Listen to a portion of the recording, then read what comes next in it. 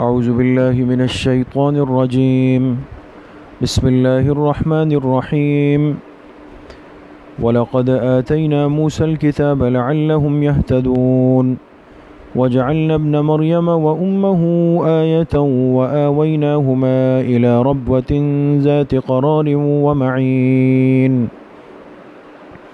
صدق اللہ العظیم۔ یہ سورۃ المؤمنون کی آیت نمبر 49 اور آیت نمبر 50 تلاوت کی گئی ہے۔ گزشتہ کل کے درس میں اور اس سے پچھلے جو دروس گزرے ہیں ان سب میں یہ بات چل رہی ہے جو بار بار عرض بھی ہو رہی ہے کہ اللہ پاک نے اس کائنات کو بنانے کے بعد اس میں انسان کو تخلیق فرمایا، اور انسان کو پیدا کرنے کے بعد اس کے جسمانی بقا، جسم کی تندرستی اور حفاظت کے لیے اللہ پاک نے مختلف اسباب پیدا فرمائے، رزق کی شکل میں، پانی کی شکل میں۔ پھر اس کے بعد اللہ پاک نے اس انسان کی اخلاقی اور روحانی اصلاح اور تربیت کے لیے ایک خاص سلسلہ شروع فرمایا جو انبیاء علیہم السلام کا ایک طویل اور مبارک سلسلہ تھا، اور جیسے مشہور ہے کہ 1,24,000 کم و بیش پیغمبر اس دنیا میں مبعوث ہوئے ہیں، اور ان تمام پیغمبروں کی محنت اور جد و جہد کا خلاصہ ایک تھا کہ انہوں نے مخلوق کو اللہ پاک سے جوڑنے کی کوشش کی اور ان کے دلوں کی اصلاح کی فکر کی۔ گزشتہ کل کے درس میں 2 پیغمبروں کا تذکرہ چل رہا تھا، حضرت موسیٰ علیہ السلام اور حضرت ہارون علیہ السلام۔ یہ دونوں بنی اسرائیل کے پیغمبر تھے، یعنی ان کا تعلق اس قوم سے تھا، اور اللہ پاک نے ان کو جس کی طرف بھیجا، فرعون، وہ ایک بڑا ظالم جابر شخص گزرا، لیکن جب اس نے سرکشی کی تو اللہ پاک نے اس فرعون کو بھی ہلاک کر دیا۔ اور اس کا جو تذکرہ ہے وہ قرآن کریم کے مختلف مقامات پر آیا ہے کہ فرعون اور اس کے لشکر کو اللہ پاک نے کتنے عجیب انداز سے ہلاک کیا۔ اب جو آج کی آیات ہے اس میں اللہ پاک نے حضرت موسیٰ علیہ السلام اور حضرت عیسیٰ علیہ السلام ان دونوں کا تذکرہ فرمایا ہے۔ ان آیات کا ترجمہ ہے وَلَقَدْ آتَيْنَا مُوسَى الْكِتَابَ، اور یقیناً ہم نے دی موسیٰ علیہ السلام کو کتاب ان کو ہلاک کرنے کے بعد۔ جیسے کل بات آئی، فرعون اور اس کا لشکر ہلاک ہو گیا جب وہ غرق ہو گئے دریا میں، اور حضرت موسیٰ علیہ السلام بنی اسرائیل کو لے کر بحفاظت اس دریا کو پار کر گئے۔ تو اب یہ سمجھیں یہاں پر کہ وَلَقَدْ آتَيْنَا مُوسَى الْكِتَابَ بَعْدَ هَلَاكِهِمْ، ہم نے موسیٰ علیہ السلام کو کتاب یعنی تورات دی، لیکن یہ کتاب کب ملی؟ فرعون اور اس کو لشکر کے ہلاک کرنے کے بعد۔ یہ کتاب کیوں دی موسیٰ علیہ السلام کو؟ لَعَلَّهُمْ يَهْتَدُونَ، تاکہ جو ان کی قوم تھی یعنی بنی اسرائیل، یہتدون، وہ ہدایت کے راستے پر آ سکے۔ وَجَعَلْنَا ابْنَ مَرْيَمَ وَأُمَّهُ آیَةً، اور ہم نے بنایا ابن مریم یعنی عیسیٰ ابن مریم اور ان کی والدہ یعنی حضرت مریم کو آیتاً، اپنی قدرت کی ایک نشانی، وَآوَيْنَاهُمَا إِلَى رَبْوَةٍ ذَاتِ قَرَارٍ وَمَعِينٍ، اور ہم نے ان دونوں کو جگہ دی ایک اونچے ٹیلے پر، ذات قرار، جو ٹھکانے والا تھا یعنی رہائش کے لیے تھا، ومعین، اور ایک جاری چشمے والا تھا، یعنی اس ٹیلے کے نیچے پانی کا ایک چشمہ بھی بہہ رہا تھا۔ تو یہاں پہلے تو موسیٰ علیہ السلام کا تذکرہ ہوا کہ ان کو تورات ملی، اور ملنے کا مقصد یہ تھا کہ لعلہم یہتدون، اللہ نے جتنے پیغمبروں کو کتابیں دی تو کتابوں کے اتارنے کا مقصد یہ ہوتا ہے کہ اس قوم کو اس کتاب کے ذریعے سے ہدایت مل جائے، اور خوش نصیب ہوتے ہیں وہ لوگ جو اپنے پیغمبر پر اترنے والی کتاب کی قدر کر لیں۔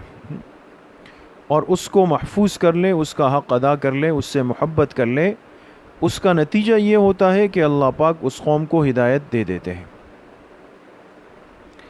پھر تذکرہ کیا حضرت عیسیٰ ابن مریم علیہ السلام کا۔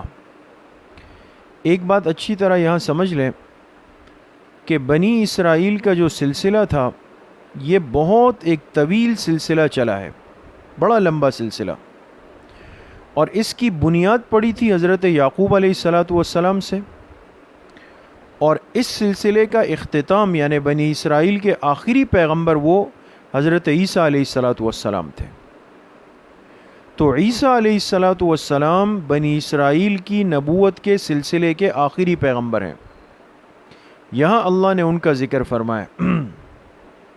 اور پھر عیسیٰ علیہ السلام کے بعد جناب رسول اللہ صلی اللہ علیہ وسلم کی بعثت ہے، جو اس کائنات میں اللہ کے سب سے آخری پیغمبر ہے، آپ کے بعد کوئی نیا نبی بن کر نہیں آ سکتا ہے۔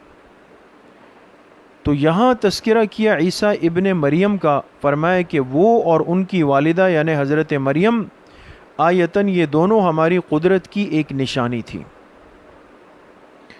اب نشانی کس طرح تھی تو یہ بات قرآن کریم میں بارہا آ چکی ہے، اور معلوم ہونا چاہیے کہ اللہ پاک نے حضرت عیسیٰ علیہ السلام کی پیدائش میں اپنی قدرت کا اظہار فرمایا۔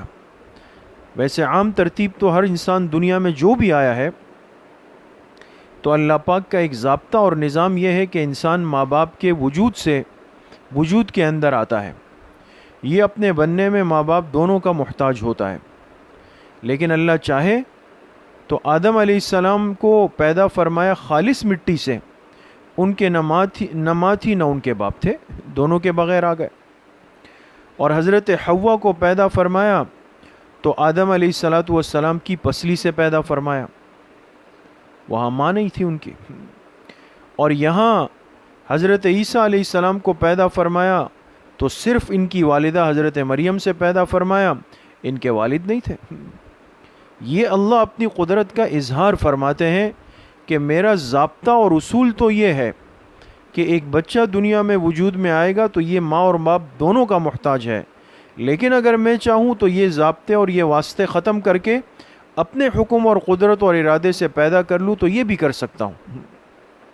تو اندازہ ہوا کہ اللہ کی ذات، اللہ کی قدرت، اللہ کی بادشاہت اور اللہ کے فیصلے کتنے طاقتور اور کتنے غالب ہیں۔ تو حضرت عیسیٰ علیہ السلام پیدا ہوئے صرف اپنی والدہ حضرت مریم سے، کہ جبرائیل علیہ السلام آئے اور اللہ کے حکم سے آئے اور انہوں نے پھونک ماری۔ اب پھونک ماری ایک روایت میں کہ ان کے گریبان میں، ایک میں کہ ان کی آستین میں حضرت مریم کے، اور اس پھونک مارنے کے نتیجے میں حمل ٹھہر گیا۔ حمل ٹھہر گیا۔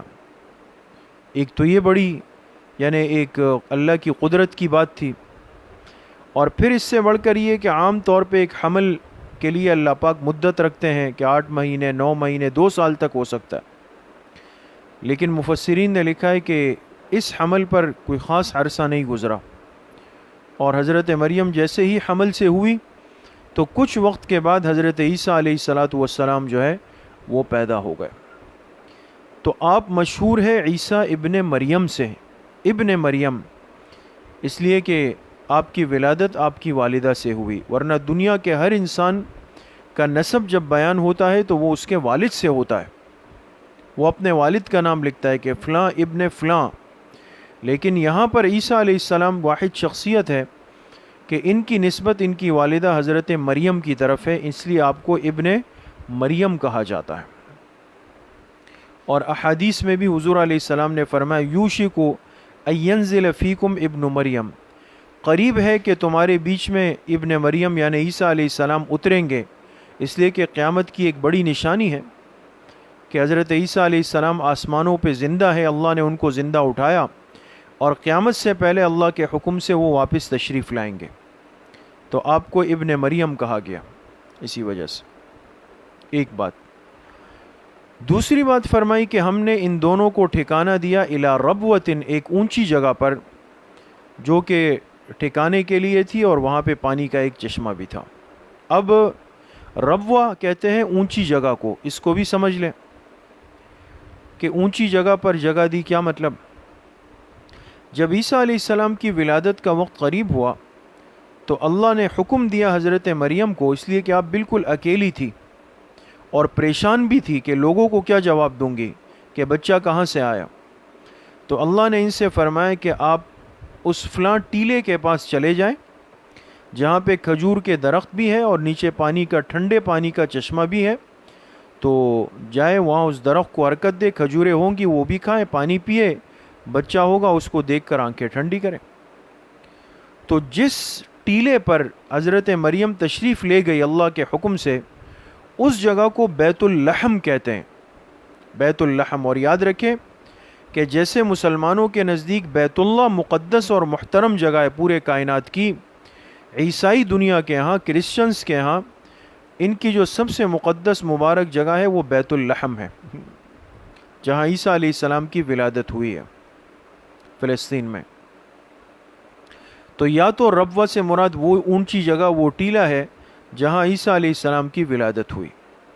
دوسرا قول اس میں یہ ہے کہ ربوہ سے مراد ملک مصر ہے. مصر ہوا یہ تھا کہ ایک یہودی بادشاہ، وہ اس کو کسی نے یہ کہا تھا کہ ایک بچہ پیدا ہونے والا ہے جو پوری دنیا پر عیسائیت کو غالب کر دے گا.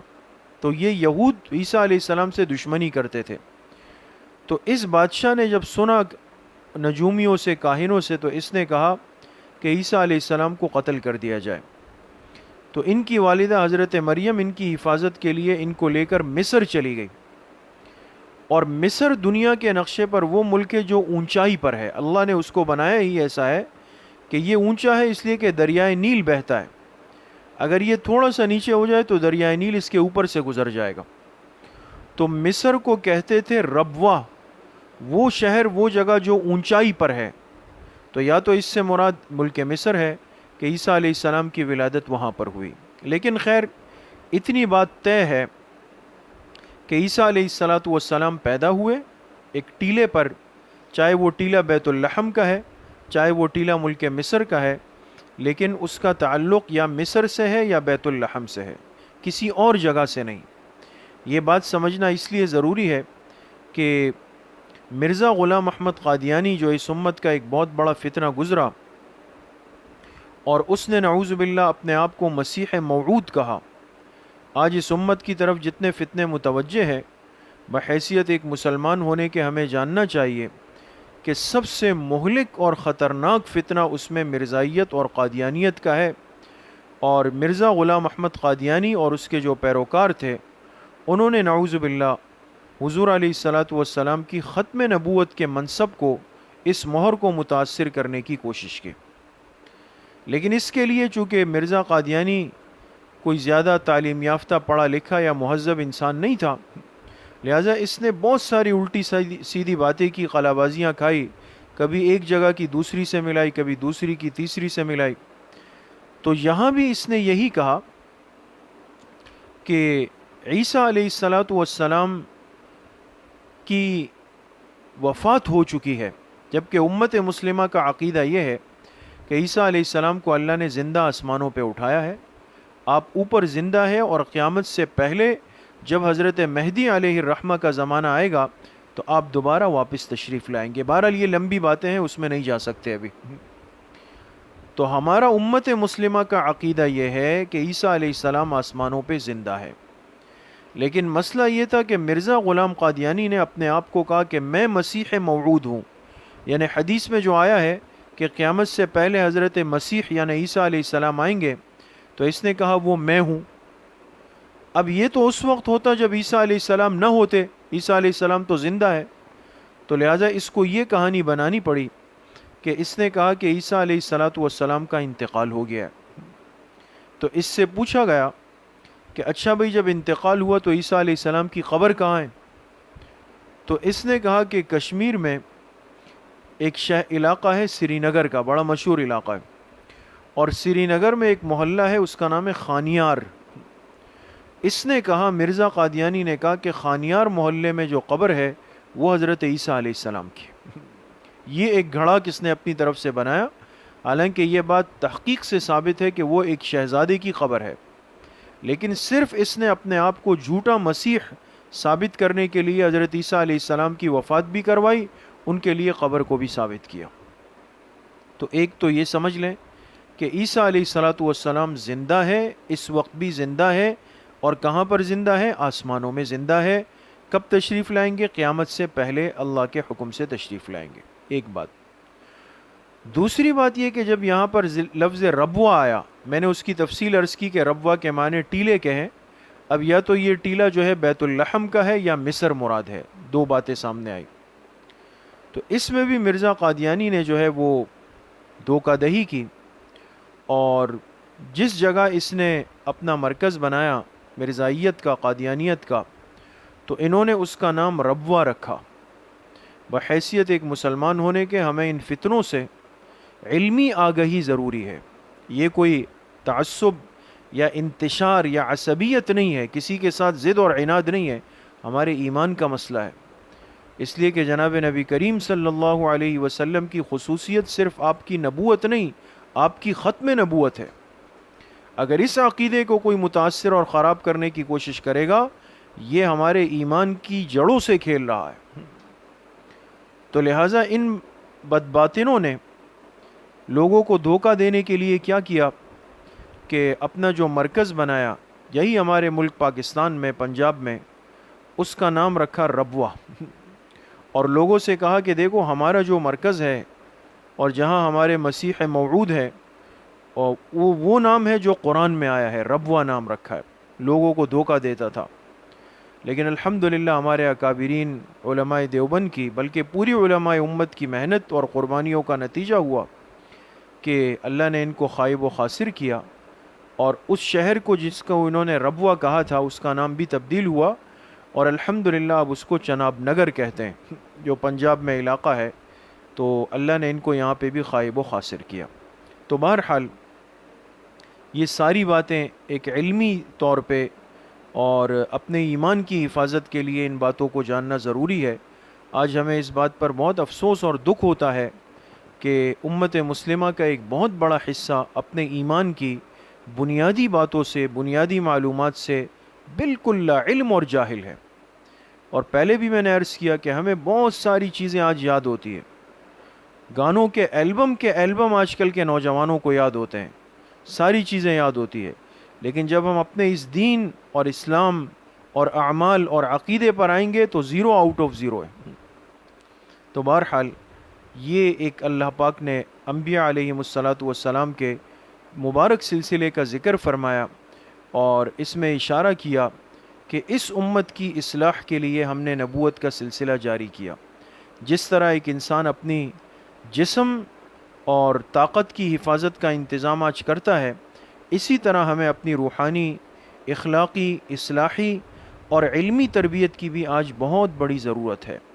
ایسے حلقوں سے، ایسے ماحول سے، ایسے علماء سے، ایسے اہل اللہ سے اپنے آپ کو جوڑیں جو ہماری اور ہماری آنے والی نسلوں کی ایمان کی بھی محافظ ہو، ہمیں دین کی صحیح رہنمائی کرنے والے ہو، اور آخرت میں ہم ان کے ذریعے سے نجات پا کر جنت میں داخلہ پانے والے بنیں. اللہ پاک مجھے بھی آپ سب کو صحیح عمل کی توفیق نصیب فرمائے.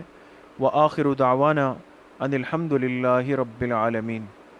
انشاءاللہ کل بروز اتوار حسب ترتیب بعد نماز مغرب کی نماز کے فوراً بعد انشاءاللہ اصلاحی بیان، اور اس کے بعد انشاءاللہ ذکر مراقبے کی دعا کی مجلس ہوگی جو ہر اتوار کو الحمدللہ ہوتی ہے. کل بھی مغرب کے بعد ہوگی، آن لائن ہوگی. تو تمام سامعین و سامعات سے درخواست ہے جنہوں نے ہمارے مسجد کے پیجز وغیرہ فالو کیے ہوئے ہیں کہ وہ اہتمام سے اس وقت میں توجہ کے ساتھ بیانات کو سنیں، ذکر میں شریک ہو. اللہ پاک ہم سب کو صحیح عمل کی توفیق نصیب فرمائے. الحمدللہ رب العالمین، والصلاة والسلام علی سید الانبیاء والمرسلین، سیدنا و مولانا محمد وآلہ واصحابہ اجمعین.